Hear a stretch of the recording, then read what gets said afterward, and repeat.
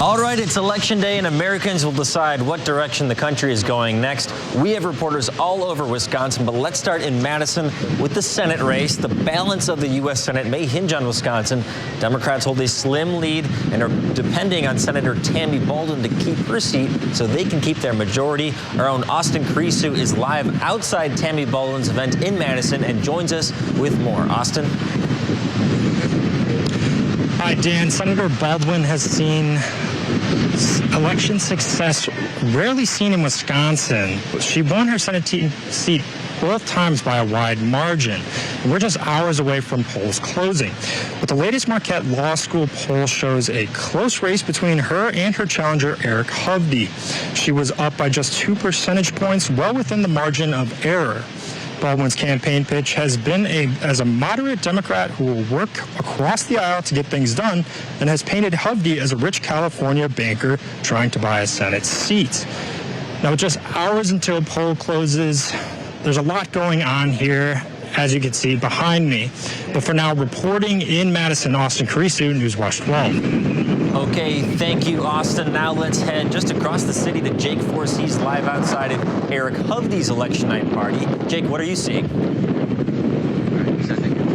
Good afternoon, Dan. It is windy and rainy here in Madison, just outside the Edgewater Hotel right here to my left for Eric Hovde's election watch party. And Dan, Eric Hovde is looking to give Republicans a majority in the Senate. It's one of the closest watch races in the country this election cycle. He's even loaned his campaign $20 million to beat Senator Baldwin, who he's painted as an out-of-touch liberal and a lifelong politician.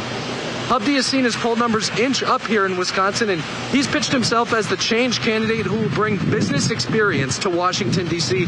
And some of his ads have also went after Baldwin's girlfriend, Maria Brisbane, who is a New York City financial manager who works strictly just for wealthy clients. And it's still early here at the Edgewater Hotel, so not much activity just yet. And we do want to note that Eric Hovde's campaign is only letting one affiliate station per network inside the event. So that, of course, is why Austin will be inside later. We will be here just outside the Edgewater.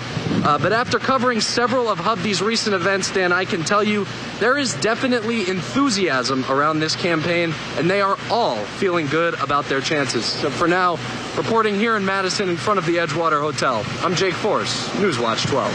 Thank you, Jake. Yeah, all eyes on Wisconsin for that Senate race. But, you know, we're up here in Rhinelander. Let's check out what's going on at our local voting center. That's where Lily Alstein is. She is at the Hodag Dome, where all Rhinelander residents vote. Lily, what's going on at the Hodag Dome? Hi, Dan. Voters have been making their way through the Hodag Dome all day long. There have been lines at times, especially now, but the process has been going smoothly. I just spoke to City Clerk Austin Zarda, and he said around 2,500 ballots have been cast so far. That's in addition to the 1,850 early ballots. Those ballots will be counted together right after the polls close at 8. And remember, as long as you're in line at 8, you can vote. After the silly ballots are counted, they will be reported to the county clerk. She will post the results to the county's website as soon as she can. I spoke to one voter earlier today, and she said she's been voting for over 70 years. And it's a huge privilege that she is voting to keep. Reporting in Rhinelander, Lily Alstein, Newswatch 12. What a heartwarming story, Lily. Always great to see voters getting out after several decades of voting. Let's now turn our attention to Wausau. There's 6 polling locations in Wausau. Our own Christopher Bouchon is at Marathon Park, one of those locations. Christopher, what are you seeing?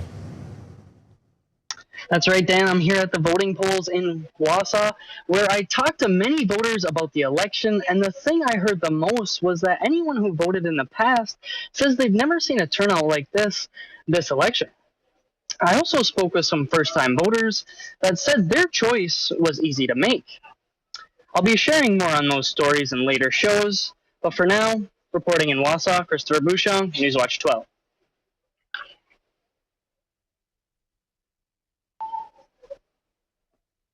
Right back after the break, we're going to talk to an election expert from Minocqua, Joe Handrick. We'll see you in a few minutes.